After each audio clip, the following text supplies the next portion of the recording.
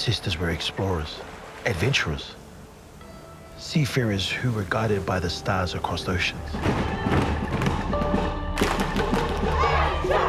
They began the Great Pacific Migration, settling in our beautiful island home, Samoa. But our migration did not end there. Many thousands of years later, we continued to explore, to seek new opportunities.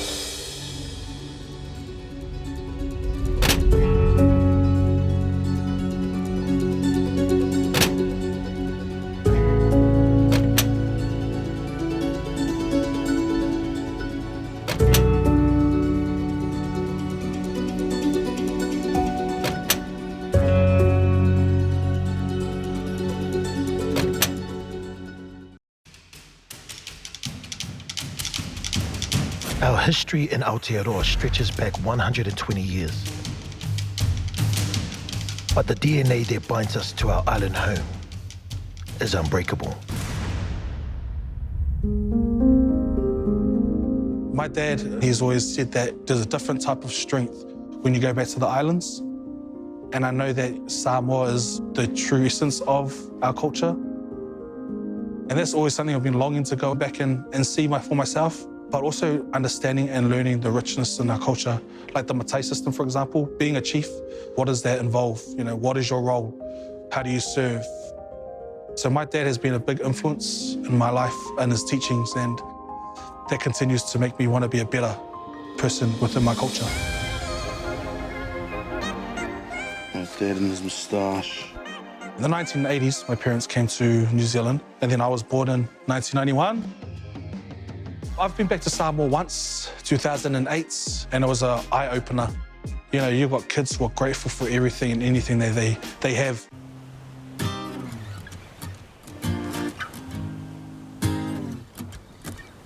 So what brought my family here was just a bit of life. And I think that's a big thing for all our Pacifica people back in the islands, is to come to New Zealand or anywhere that has better opportunities. And when you grow up, you see, that yes, New Zealand's better. We don't have to live off the land. We get better clothing, better food. But then as I was getting older, I then realized that we actually also lose the essence and the trueness of our culture.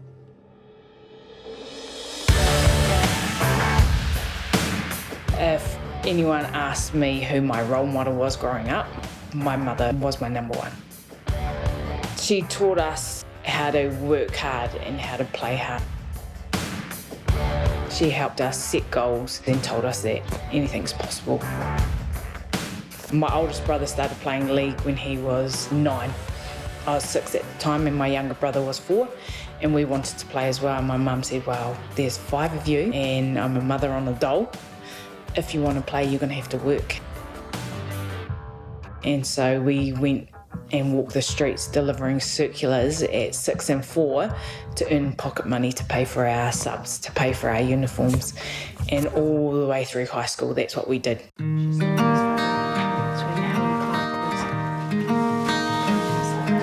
Playing sport in our upbringing was massive.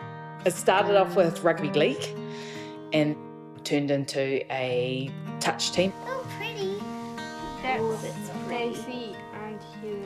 That's Stacey. Yeah. Oh, there's 2. How is that Auntie Heather? Look at the face.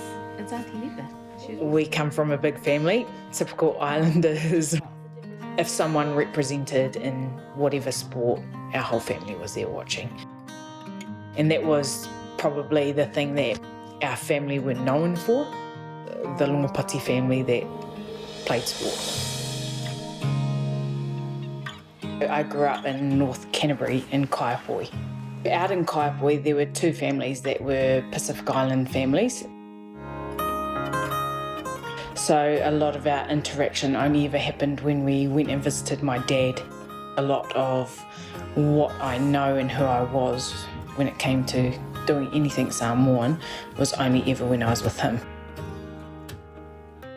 I think I was 23 the first time that I played for Samoa, and that's when it really hit me about finding out who I was and where I came from and having a sense of belonging to that Samoan side.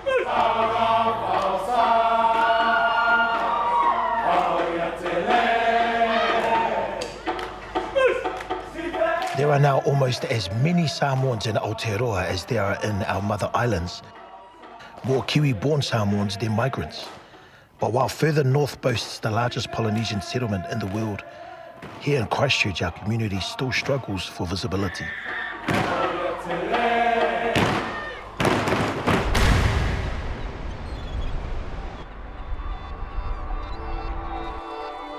You know, we grow up and your childhood trauma and everything you go through, it's hard to navigate those formative years. Hard to navigate through, like, the pain you have. So how do you enter adulthood with a clean slate if you haven't healed from the past? And that's just life.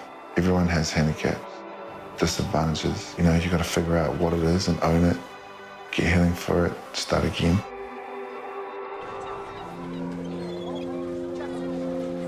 Growing up in Kashmir was an interesting dynamic. There were many other Samoan families. There weren't many brown faces. So in terms of like my identity, that you constantly were sort of questioning your identity. It was interesting growing up, like juggling the culture and also the environment that we were raised in. We didn't go to like traditional Samoan church. And like for Samoans, I guess that's where we learn the most is, you know, within the church structure, and you know, you learn about your culture and your language.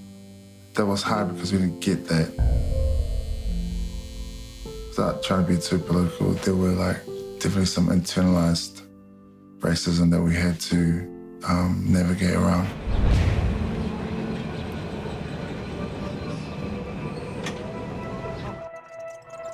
Christchurch is a little limited in terms of like resource. You don't drive around Christchurch and see billboards of Māoris or PIs or Samoans as politicians or as lawyers or counsellors. And so, you know, there's jobs that we think are out of our reach. Get used to like standing out, how you feeling, your emotions. Hey, what you've been going through, struggling. You don't have to get too in depth, but like a certain level of vulnerability is good. You don't have to be so vulnerable. I think the first time I ever thought, far out, I can like attain something that's like higher. That was when I saw my cousin who was running for the East board. What's it like? Hanging out fun, it makes you feel nice. And I seen her face and I thought, man, I know that girl.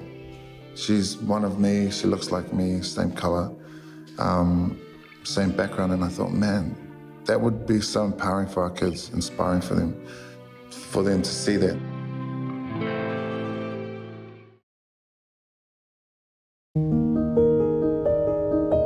Although many of us have known no other home than Aotearoa, we still fight the same struggles that our elders faced when they settled on this land. There's heaps of struggles. The stereotypes that we face, the racism that is still alive. People make up their mind already, you know, of who we are as people. And that's a hard thing because I'm a guy who wears big hoodies and might look like a thug, but I speak nicely, I'm quite polite and stuff like that.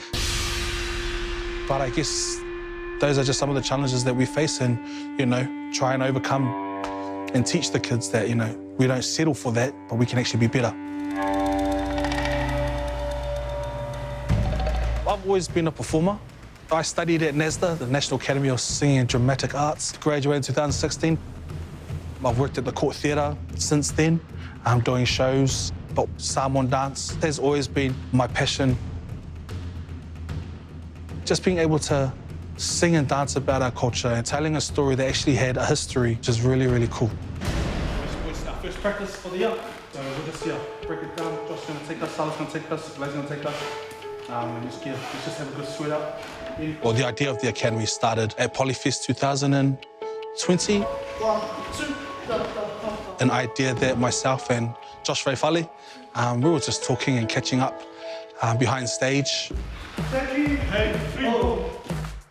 We talked about the idea of what if there was a Pacifica Dance Academy here in Christchurch, the first of its kind. And it started off as a joke, you know, bantering and, you know, what if. But then we both just decided, you know, if we both back each other, then why not, you know, let's make it work. Yeah, so let's move from here. So Chris, cross, 1, 2, 3, and 1. It's quite funny because COVID actually drove us You know, as soon as COVID hit, me and Albany, we had a lot of time to talk and a lot of time to really charge up and think about what we're going to do. 3, 1, 2, 5. A lot of people see it as just teaching Pacifica dance, but to me, it's so much more. We have kids that come in with not so nice of a background.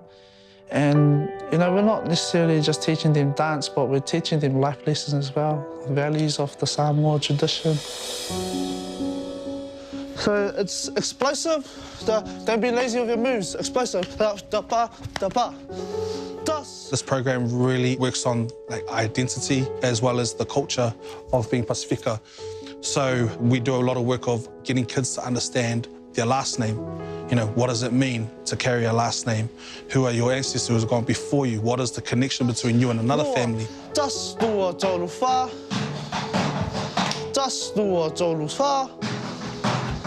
And then also just the origins of our culture, why our dances are the way they are, why do we speak the language, why certain words mean certain things, and then the values, understanding who we are as Pacifica with our values, like respect, tautua, which is service. All our things that we do in our lives is all about family. You know, we never do it for ourselves.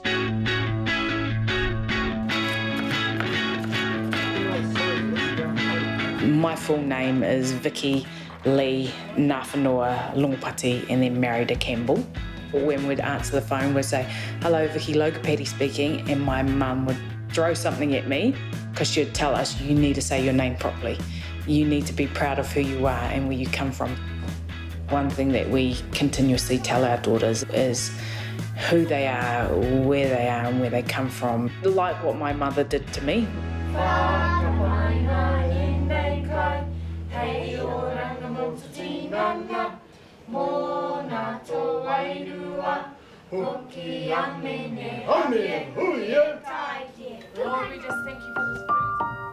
So going back to Samoa and playing league was interesting. Simplicity of life over there was something that I'd never experienced before.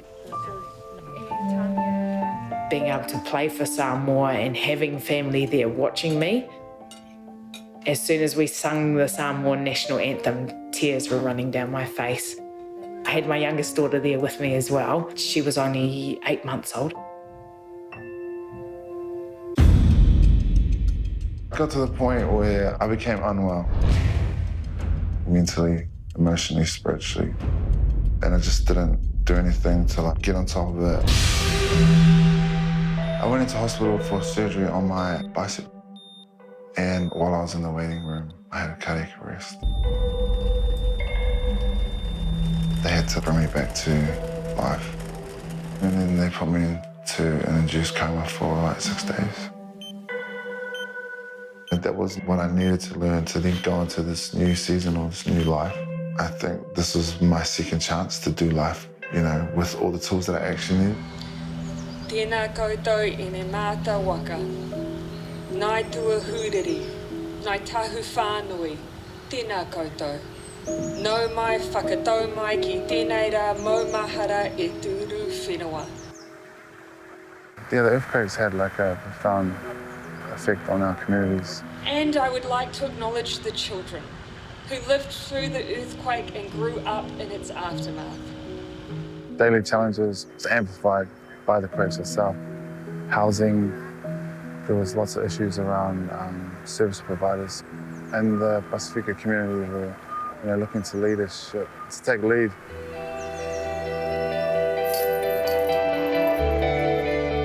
I've been working in Aranui for 7 years specifically, within schools.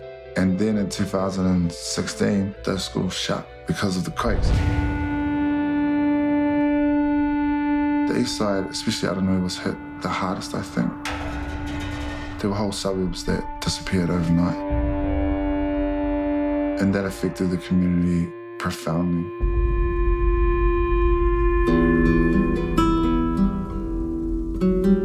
Right now we're in Aranui, in the heart of the Eastern Eagles country. This plot of land was given to us by the council. Yeah, the Eastern Eagles haven't had a rugby league club our club rooms for quite some time. The dream for us as the Eastern Eagles is to have club rooms that we can call our own and to set it up as a community hub, not just for our club, but for the whole community. I feel like the Rugby League Club is an extension of Aranui, is an extension of the identity of the whole of the East Side. Last year, I jumped on board the club as the wellbeing officer, and then there was a position for the club presidency, just so that I could implement the wellbeing strategies that we had. And so for me, I feel like it's an opportunity to really strengthen the mana of that community by strengthening the sports club. Like, I've been given access to this community, and I feel like my job is to strengthen using resources I have, advocate for them, and then one day they'll be able to run it themselves.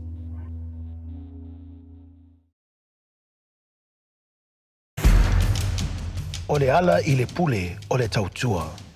The road to leadership is through service. As Samoan, serving our people is at the heart of all we do. It is through tautua that we make our community strong.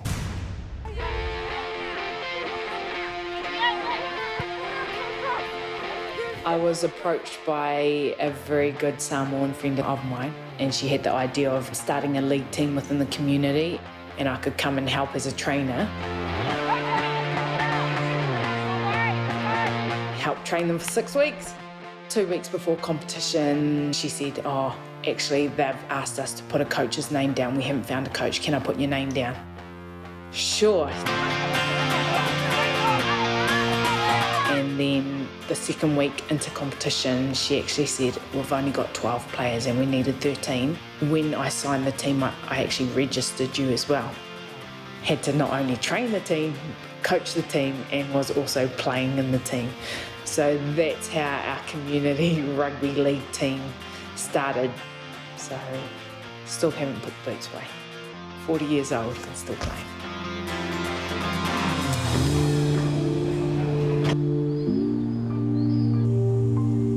Out of the earthquakes, we were approached to work with young people, predominantly on the east side, which is Pacific community. Parents had lost jobs and they just couldn't afford to pay for kids to be involved in sport. And so I went into the communities and developed a program called Taiohitu, which means to train together, work together, be the best you can be. A friend saw what I was doing and said, "You need to look at F45. It's exactly the same, team training, life-changing, but with adults, and they'll pay for you for your services." But today's class is GOAT. In GOAT, we have 3 pods on the floor. We've got 6 stations in each pod for pod 1 and pod 2. And as you can see down the end, we've got pod 3 cardio stations. Amazing. So the one thing that we have at F45 Papanui is a kids class. It was one of our passions to work with entire families, not just adults. With mothers, daughters, fathers, sons training together, it allows them to have a commonality, to be able to sit around the table at dinner time and have good conversation and laugh about what they could or couldn't do. From here, bicep curls. Nice and simple. Make sure that we're not swaying in our back as we lift that bar up towards our chest piece. One of the things that we wanted to do was, in a lifespan of 10 years of being business owners, our goal was to give away at least $1 million. So we have fundraisers like, instead of money, we'd say, "Hey, look, we provide this space, we'll give you a trainer, bring all your family and your friends in and get them to pay $10. You get to take all that money away with you and it helps you fundraise, but people feel like they're getting something for it as well." It's important for me to be able to give back to my community because I think about where I've come and who's invested in me, my village that helped bring me up. And so we try to create a village around our daughters as well.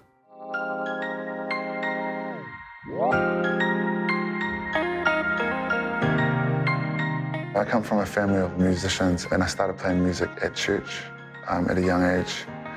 and then sort of grew into, you know, the hip-hop scene was quite big here in Christchurch in the late 90s. And so, you know, I grew up in an environment where, you know, we had our Scribes and our Lady Sixes and Pacific Underground and all these big names, big stars that came from Christchurch and sort of rubbed off on the rest of, you know, our community.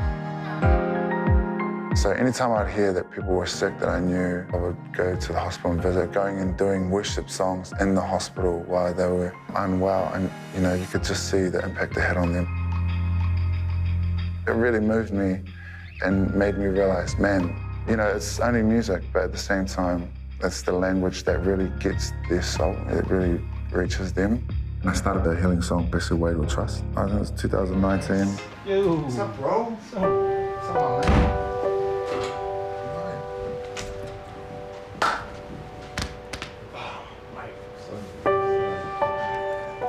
The healing song is the concept that we can heal each other through our own song.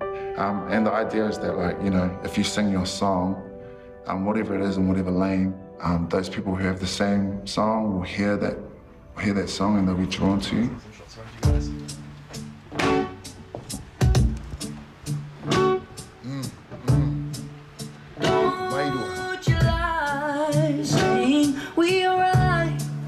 I just want to be like one of those guys that encourages people not to have the vision this early on in the Christchurch Pacifica story.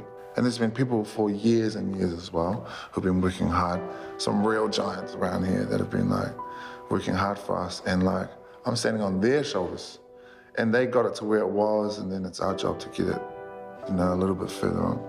Ma na o, just the first line, tas, fa.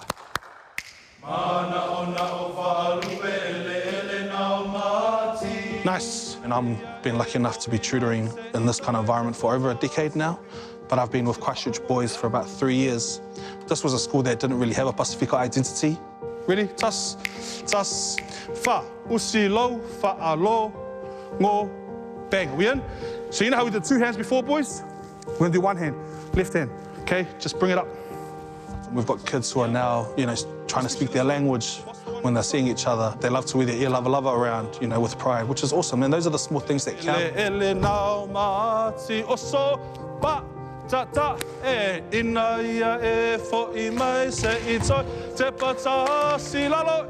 Go. 2. The big thing about our academy is that it's all about the connection and relationship. And if you can get a student or a kid to understand their culture and connect with their culture, it makes a whole big difference about how they attack, you know, their lifestyle or how they go about things. Usi lau whaalongo. Whoa. Don't come in too strong on this one, okay? Just different language. We hope that, you know, whatever we teach them inside the academy, inside dance classes, they can go out into, like, their workplace, their school, and really make a difference. You know, I think we hope to build them up as leaders. Dear Heavenly Father, I just ask that you be with us as we go on that stage. And I ask that these boys be blessed to carry the strength in order to give us their everything, to honour your name and glorify your name and honour you, Lord. And we say these things in your name, amen. Amen. Hey, ho. Hey, ho. Squeeze. Juicy. Squeeze. Juicy. Fucking go, boys. We're here at Backpack Polyfest Christchurch 2021, here at the Red Zone out on the east side of Christchurch. So as the academy, we're looking after 3 schools, and then within our elite team, we're looking after our own groups. These schools are part of our program during the school year. Can I have you guys in your groups, like in your bunch? So to be able to help these schools find who they are, express themselves on stage has been awesome.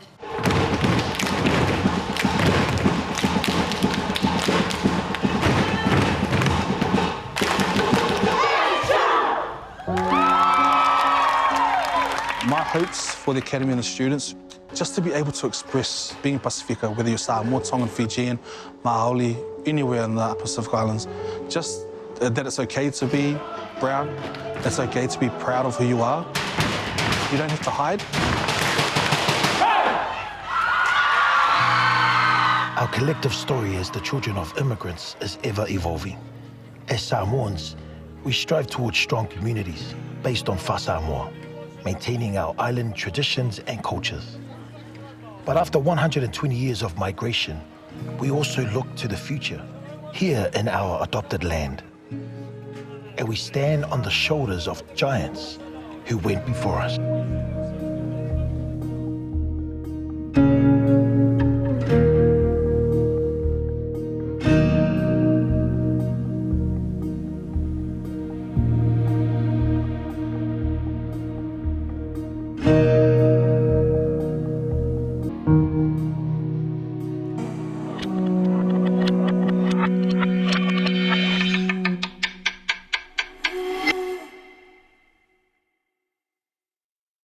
Supporting local content so you can see more of New Zealand on air.